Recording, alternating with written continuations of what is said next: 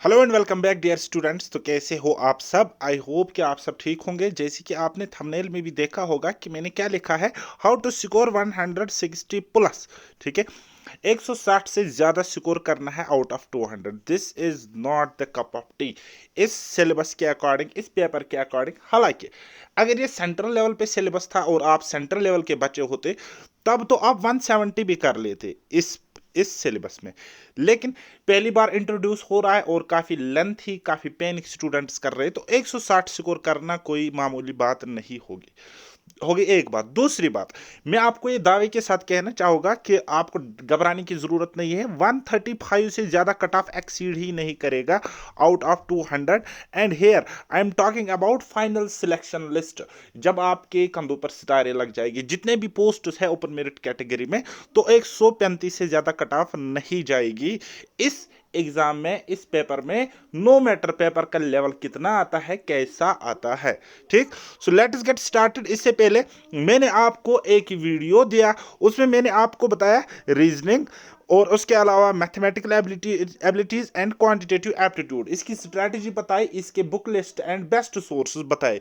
उसकी लिंक आपको डिस्क्रिप्शन में मिल जाएगी और लिंक के ही थ्रू आप हमारी टेलीग्राम चैनल को भी ज्वाइन कर लेना। सो आज इस वाले वीडियो में अब हम क्या देखेंगे, अपना जनरल अवेयरनेस, उसके अलावा इंग्लिश और उसके अलावा कंप्यूटर नॉलेज, कंप्यूटर प्रोफिशिएंसी। तो मैं आपको यहाँ पे इन तीन सेक्शन को कैसे डील करना है, क्या सोर्सेस रहेंगे और कैसे हम मैक्सिमम मार्क्स स्कोर कर सकते हैं लेस इनपुट में मोर आउटपुट, या हम कहेंगे मिनिमम आउट इनपुट में मैक्सिमम आउटपुट आप कैसे गेन करोगे, वो मैं आपको कहूंगा। लेकिन मेरे चैनल पर फर्स्ट टाइम आए हो तो चैनल को करना है सब्सक्राइब एंड इस वीडियो को लाइक एंड शेयर भी जरूर करना है। सो चलिए सबसे पहले अब हम जाते हैं अपने जनरल अवेयरनेस सेक्शन पर। ठीक हाँ, तो सबसे पहले जनरल अवेयरनेस की अगर बात करेगी तो 20 क्वेश्चंस पूछे जाएंगे एंड एक क्वेश्चन के 2 मार्क्स, तो कुल मिलाकर 40 मार्क्स होंगे। ठीक, सिलेबस पर एक नजर दोहराते हैं हम। कहता है कि questions in this component will be aimed to testing the candidate general awareness of the environment around him.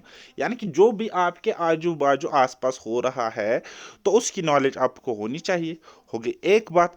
दूसरी बात, आपकी नॉलेज टेस्ट करी जाएगी करंट अफेयर्स के रिलेटेड। ठीक, जो एवरीडे ऑब्जर्वेशंस होते हैं, एक्सपीरियंस होते हैं, कहाँ पे, scientific aspect is may be expected of any educated person. यानी कि कुल मिलाकर आपको करंट अफेयर पढ़ना है। इसका मतलब यहाँ पे ये नहीं है कि साइंस के रिलेटेड आपको करंट अफेयर पढ़ना है ना, इन जनरल आपको करंट इवेंट्स, करंट अफेयर्स की नॉलेज होनी चाहिए। तो फिर अब जब हम और आगे जाएंगे तो इसमें क्वेश्चंस होंगे अब हमारे स्टैटिक पोर्शन से। स्टैटिक पोर्शन बोले तो हमारा हिस्ट्री होगा, हमारा कल्चर होगा, हमारा ज्योग्राफी होगा और हमारा इकोनॉमिक्स भी होगा। इकोनॉमिक्स की बात करेगी तो आपको यहाँ पे इंडियन इकोनॉमी पढ़नी, इकोनॉमिक्स टेक्निकल वे में नहीं पढ़ना, इकोनॉमी पढ़नी है। मतलब आपको नेशनल इनकम पढ़नी है, बैंक्स, आरबीआई, सेंट्रल बैंक, मतलब कमर्शियल बैंक, इनकी नॉलेज आपको मोटी मोटी होनी चाहिए। और ये with respect to India as well as JNK। ठीक है, रेफरेंस टू JNK भी पढ़नी है, मतलब JNK की इकोनॉमी भी आप थोड़ी सी हल्की फुल्की पढ़ के जाओगे। ठीक, अब हमारा रहता है आगे रट्टाफिकेशन वाला सेक्शन, जो कि है support, science, scientific research, people in news, current affairs. तो अगेन ये वही है। तो अब हम इस सेक्शन को डील कैसे करेंगे वो मैं आपको बताऊंगा। देखो बेटा, सबसे पहले वो बच्चे जो 1 साल से या 1 से ज्यादा सालों से JKSB के लिए पढ़ रहे हैं, जो भी उन्होंने वहां पे GK पढ़ा है ना, उसको साइड लाइन नहीं करना है, उसको साइड में नहीं रखना है। जो भी आपके वहां पे टॉपिक्स थे उसको रिवाइज करो, क्योंकि आप उसका रिवीजन करोगे, टाइम उसमें कम लग जाएगा और वो चीजें आपको याद रहेगी, होगी एक बात। दूसरी बात, इन एडिशन टू दैट आपको क्या करना है, जो बच्चे JKP कांस्टेबल के लिए पढ़ रहे थे तो वहां पे जो उन्होंने करंट अफेयर पढ़ा और जो स्टैटिक टॉपिक्स थे, जैसे कि अवार्ड्स थे, सपोर्ट्स था, साइंस था, साइंटिफिक रिसर्च रिलेटेड था, तो उन चीजों को आपने रिवाइज करना है, उन चीजों को आपने रिवाइज करना है। क्यों मैं ऐसा कह रहा हूं, क्योंकि यह है SSC का सिलेबस। ठीक है। और अगर आपने कोई पेपर एसएससी का एनालाइज किया होगा या देखा होगा तो आपको पता होगा वहां पे 25 क्वेश्चंस अगर जीके के होते हैं तो 5 क्वेश्चन करंट अफेयर से आते, 10 क्वेश्चन स्टैटिक आते और 10 क्वेश्चन लगभग कॉन्सेप्चुअल आते हैं इन टॉपिक से। ठीक है। तो बस वही अप्रोच आपके पास होनी चाहिए, वैसे ही आपने पढ़ना है, इन डेप्थ नहीं पढ़ना है, डीप नहीं घुसना है, अपना टाइम वेस्ट इन 20 मार्क्स के लिए नहीं करना है। आप कितना भी पढ़ो 20 आउट ऑफ 20 यहाँ पे किसी को भी नहीं आएंगे, चाहे वो जेके एसएसबी का एस्पिरेंट हो या वो यूपीएससी का एस्पिरेंट हो। Take screenshot right now. आज तक बहुत सारे स्टूडेंट्स ने जीके में 100% स्कोर किया था जेके एसबी के मामले में, लेकिन आज के बाद ऐसा नहीं होने वाला है। तो अब आप बोलोगे सर बुक कौन से हम कंसल्ट करें? बुक आप ले सकते हो ल्यूसेंट की। अगर आपने कुछ भी नहीं पढ़ा है तो आप ल्यूसेंट की इस बुक से अपना जीके कवर करो, static as well as conceptual part. 250 rupees के आसपास ल्यूसेंट की बुक आती है, that will be more than sufficient. अब अगर किसी के पास कोई और भी बुक है जैसे कि तरुण गोयल वगैरह, तो वो मोटे सेक्शन उस बुक से कर सकता है, जैसे कि history, culture, geography and economy, वो उस बुक से कर सकता है। लेकिन अगेन मैं कहूंगा तरुण गोयल बुक थोड़ी सी बल्कि है, थोड़ी सी डीप है as compare to Lucent book, तो ल्यूसेंट यहाँ पे बेस्ट रहेगी। हमें क्या करना होता है, सिलेबस के अकॉर्डिंग अप्रोच करनी पड़ती है। तो ये हो गया हमारा जीएस वाला पार्ट। और अगेन मैं कहूँगा आपको एमसीक्यूज लगाने पड़ेंगे, कंटिन्यू आपको क्विज देनी पड़ेगी और कंटिन्यू आपको गूगल से topic wise MCQs previous year questions वगैरह लगाने पड़ेंगे। मैं अपनी टेलीग्राम चैनल पर कुछ प्रीवियस ईयर पेपर्स का कंपाइलेशन जीके का जो होगा वो मैं आपको वहां पे प्रोवाइड करा दूंगा, और कुछ बुक्स भी है जहां पे आपको कंपाइल्ड फॉर्म में 2 से 3 हजार एमसीक्यूज मिलेंगे, उनको भी लगाना, बाकी बेनिफिट आपको जरूर मिलेगा। रही बात करंट अफेयर की, थोड़ा सा ऊपर ऊपर के पढ़ के जाना। ओके, चलिए अब हम जाते हैं अपने नेक्स्ट सेक्शन पर जो कि है हमारा इंग्लिश कॉम्प्रहेंशन। इंग्लिश की बात करेगी या जनरल इंग्लिश या इंग्लिश कॉम्प्रहेंशन की बात करेगी तो 15 क्वेश्चन है एंड 30 मार्क्स है। तो इंग्लिश को मोटा मोटा यहाँ पे जब मैं देख रहा हूं तो 3 सेक्शंस में डिवाइड किया गया है, 3 मोटे मोटे सेक्शंस है हमारे। देखो बेटे, ये हो गया हमारा इंग्लिश, तो इसको निकाले हैं 3 सेक्शंस। एक होता है हमारा ग्रामर जो कि आपको आता होगा, अगर नहीं आता होगा तो पढ़ना पड़ेगा। दूसरा हो गया आपका वोकेबलरी, तो जो वोकेबलरी का पार्ट है, पोर्शन है, इसमें आपको रटिफिकेशन करना पड़ेगा, इसमें कुछ भी कॉन्सेप्चुअल नहीं है। लेकिन हाँ, अगर आपके पास 1 साल का टाइम होता, 6 महीने का टाइम होता, तो मैं आपको वोकेबलरी के लिए एक बुक बोलता वर्ड पावर मेड इजी, तो वहां पे आप रूट वर्ड से वोकेबलरी सीखते। लेकिन अभी के टाइम में ऐसा बिल्कुल भी नहीं करना है, मैं आपको बताऊंगा डिट्टो आपको क्या करना है, वो मैं आपको अभी बताऊंगा। तीसरा जो सेक्शन है वो है यहाँ पे कॉम्प्रहेंशन, वो यहाँ पे है कॉम्प्रहेंशन। अब कॉम्प्रहेंशन में मेजर रोल यानी कि 70% रोल ग्रामर का रहता है एंड 30% रोल वोकेबलरी का रहता है। कॉम्प्रहेंशन में कुछ टॉपिक्स आते हैं, हो सकता है अगर इजी लेवल का कॉम्प्रहेंशन आए, जैसे कि हमारे पास आती है पैसेज आती है, इसी तरीके से क्लोज टेस्ट आता है, पैरा जंबल आता है। तो वो अगर इजी लेवल का आता है तो हर कोई स्टूडेंट बनाता है, और अगर आपने कभी पढ़ा भी नहीं है और कितना भी हार्ड आए तब भी आप 60% बना ही लोगे, लेकिन थोड़ा सा टाइम लग जाएगा सॉल्व करने में। अब आते हैं इंग्लिश पे सोर्सेस। अब सिलेबस देखो, पहले अगर ग्रामर का सिलेबस हम देखेंगे, इंग्लिश ग्रामर का सिलेबस, तो मैं यहाँ पे हाईलाइट करूंगा सिलेबस क्या है आपके पास इंग्लिश ग्रामर की बात करेंगे तो। ठीक, तो देखो बेटा, सबसे पहले ये जो आपको दिख रहा है ना, fill in the blank, synonym antonym है ये वाला। तो spelling, detecting misspelled word, idioms and phrases and one word substitution भी इसी के साथ रखो। तो ये आपका है वोकेबलरी, अब मैं आपको बताऊंगा कि हमारे पास ग्रामर का सेक्शन कौन सा है यहाँ पे। फिर यहाँ पे देखो, sentence improvement, active passive voice, verbs, conversion into direct indirect यानी कि नरेशन जिसको हम कहते हैं, तो इसको हम कहते हैं ग्रामर। ये आपके पास ग्रामर है। अब ग्रामर में इसी को स्पेसिफिक आपने बना के फोकस नहीं करना है ना, आपको सब्जेक्ट वर्ब एग्रीमेंट पढ़ना पड़ेगा, वर्ब आपको पढ़ना पड़ेगा, उसके अलावा पार्ट्स ऑफ स्पीच आपको पढ़ना ही पड़ेगा। तो उसका डायरेक्ट इनडायरेक्ट यूज रहेगा कहाँ पे, यहाँ पे शफलिंग ऑफ सेंटेंसेस। तो अगेन मैं यहाँ पे देख रहा हूँ shuffling of sentence parts, shuffling of sentences in a passage, close passage, इसी को हम क्लोज टेस्ट कहते हैं, कॉम्प्रहेंशन पैसेज। तो ये आपका रहता है कॉम्प्रहेंशन वाला पार्ट, यानी कि 3 सेक्शंस में हमारा इंग्लिश डिवाइड है। बस बाकी कुछ भी नहीं है। तो ये जो कॉम्प्रहेंशन है ये में कभी कभी करंट अफेयर्स रिलेटेड पूछा जाता है। आपके पास एक पैसेज फॉर्म होगी और वो किसी न्यूज़पेपर का आर्टिकल हो सकता है। देन उसके बाद उस पर बेस्ड क्वेश्चंस बनते हैं। अब सोर्सेस की बात कर रहे हो ना आप, तो सोर्सेस सुनो। सबसे पहले अगर मैं बुक पे आता हूं तो एक ही बुक इसके लिए रंबाण रहेगी। तो book number 1 Neetu Singh ma'am की एक बुक है, एसएससी के बच्चे ज्यादातर उसको पढ़ते हैं, उसका नाम है plinth to paramount, plinth to paramount, ठीक है, volume 1, plinth to paramount volume 1। या उसी बुक का दूसरा नाम भी है English for general competition, English for general competition, तो वो भी वॉल्यूम 1 है, सेम बुक है, एक ही नाम बुक है। अच्छा, इसी मैम की यही बुक वॉल्यूम 1 वो आती है केडी पब्लिकेशन के नाम से, केडी पब्लिकेशन की बुक है। तो घबराना नहीं है, ये एक ही बुक है, ऑथर इसका है नीतू सिंह मैम, और वॉल्यूम 1 आपको लानी है। वॉल्यूम 2 हालांकि वोकेबलरी के लिए बनी है, वो आपको पढ़ने की जरूरत नहीं है। जितनी भी वोकेबलरी आप इस वॉल्यूम 1 में देखोगे तो वही आपको पढ़नी है और उसी से ही पेपर आपका फंस जाएगा। ग्रामर बिल्कुल आउटस्टैंडिंग है, जबरदस्त है। आपको क्या करना है, एक एक रूल यहाँ पे पढ़ना है, सीखना है, थोड़ा सा लॉजिकल वे में सीखना रादर देन रट्टाफिकेशन, अगर मैं ग्रामर की बात करूंगा। लेकिन कुछ रूल्स ऐसे हैं जो आपको रट्टा ही मारनी पड़ेगी, जैसे कि फ्रेजल वर्ब्स है ना। तो इसी तरीके से टेंस में आप कुछ रूल्स देखोगे, है ना, जैसे कि हमें पता है यूनिवर्सल ट्रूथ हो या कमेंट्री हो तो उसमें सिंपल प्रेजेंट का यूज होता है हमेशा, तो वो चीजें आपको पता होनी चाहिए।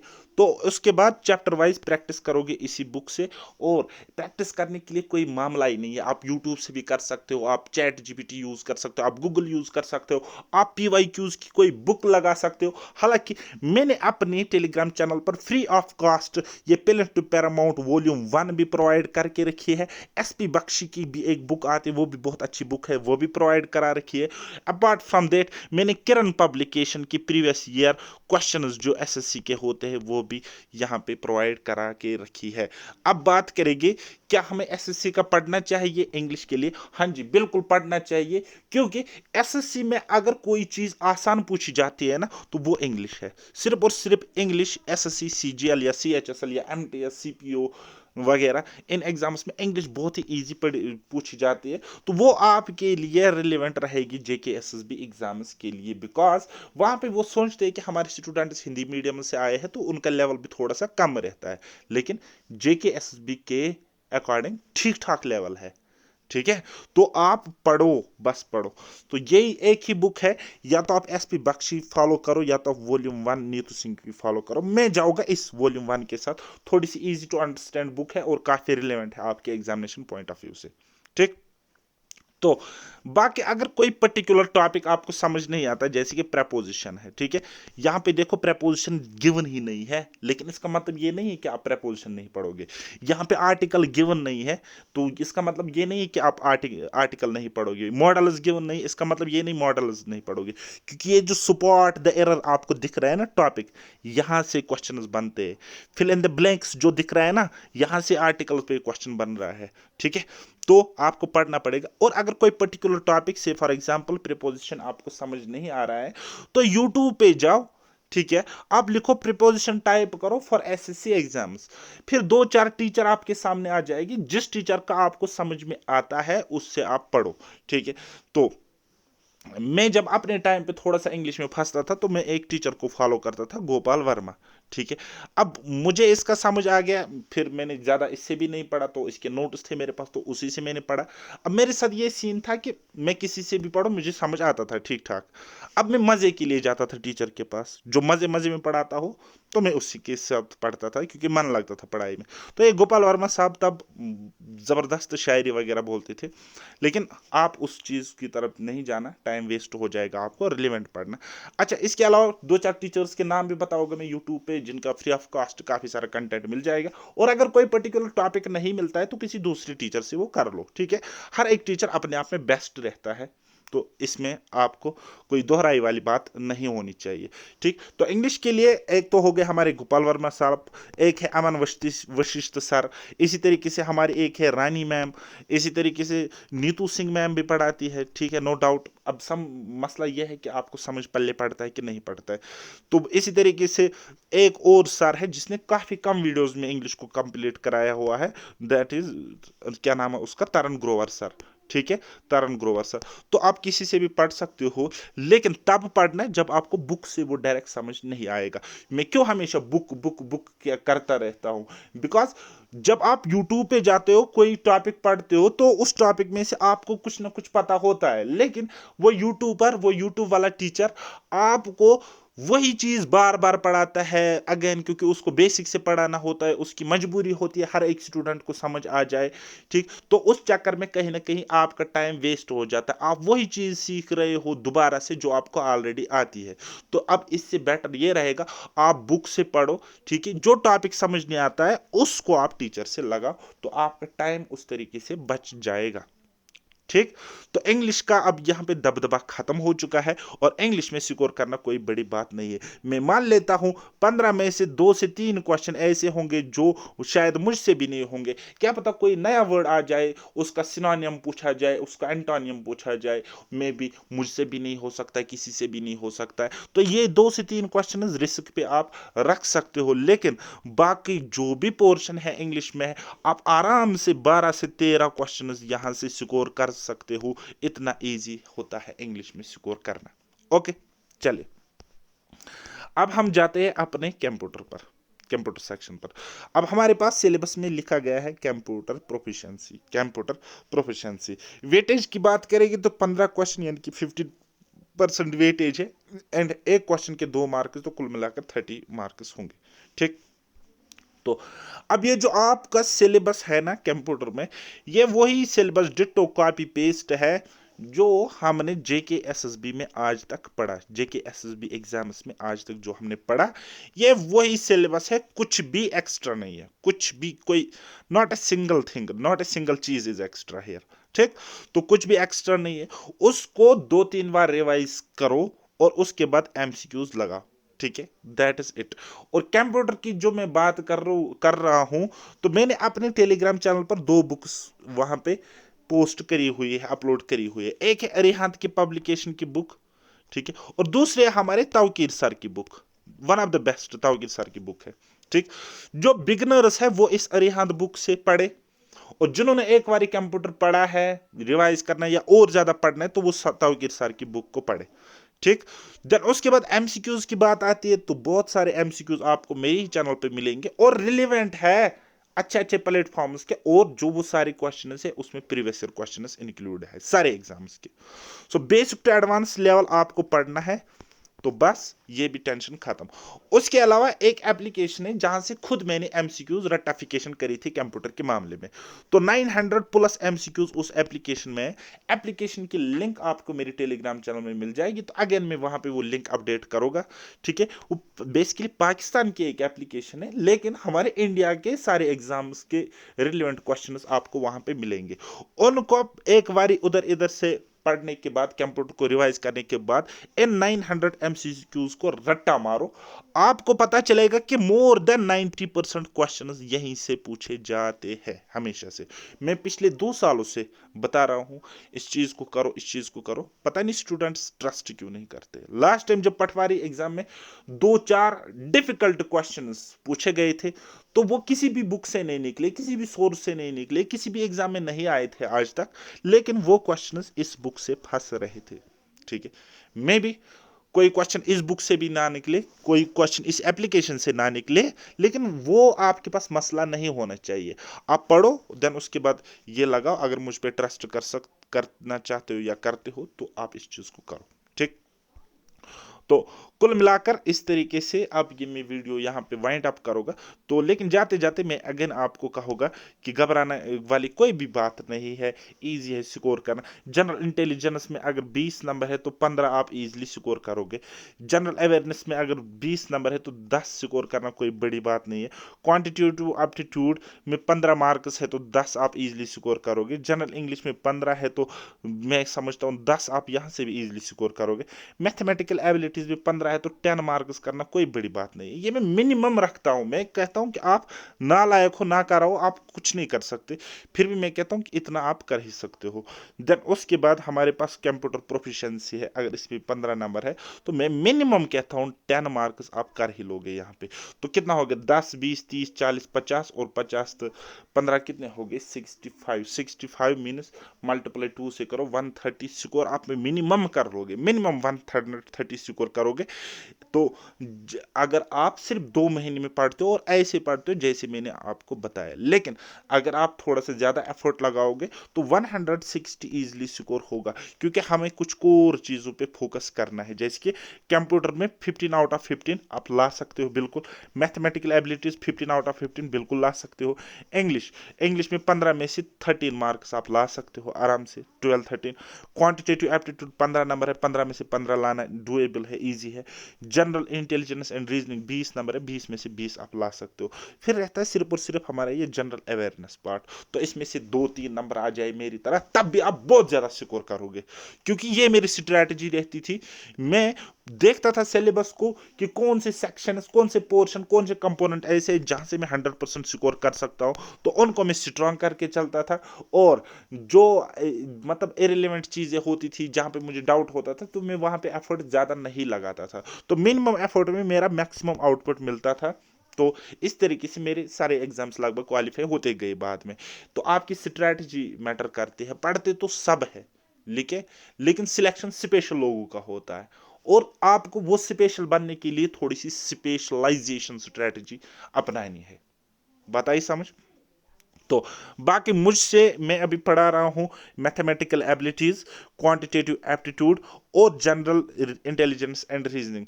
तो इसका वेटेज की बात करेंगे तो कुल मिलाकर 50 क्वेश्चंस पूछे जाएंगे, और मैं इसमें दावे के साथ आपको कह रहा हूं 40 प्लस आप इजीली स्कोर करोगे अगर आप मुझसे पढ़ते हो, आप हमारी प्लेटफॉर्म पैराडाइज एकेडमी से पढ़ रहे हो। तो सिलेबस वहां पे ऑलरेडी 100% कंप्लीट है, क्योंकि वो मेरे इसी साल के वीडियोस है जो मैंने इसी साल अपडेटेड कंटेंट बनाया है। सारे लगभग मोर देन 100 एग्जाम्स के क्वेश्चंस को मैंने एनालाइज करके वो कंटेंट रेडी किया हुआ है। ये वो वाला कंटेंट नहीं जो 1 महीने में रेडी हो सकता है, 8 महीने मुझे लगे इस कोर्स को तैयार करने में। तो आप उसको एक्सेस कर सकते हो अभी, और जो डिस्क्रिप्शन में लिंक मिलेगी हमारी एप्लीकेशन की, और अभी कूपन कोड भी है यहाँ पे हैप्पी न्यू ईयर वाला, वो अप्लाई करना। आपको जो वहाँ पे ऑलरेडी 50% पहले डिस्काउंट है, तो एडिशनल एक्स्ट्रा 20% डिस्काउंट वहाँ पे मिल जाएगा। बाकी अब मैं लेता हूँ विदा, हम मिलेंगे फिर कभी किसी वीडियो में, तब तक के लिए मुझे दीजिए इजाज़त। बाय बाय, टेक केयर, अल्लाह हाफिज़, और मेहनत करते रहिए।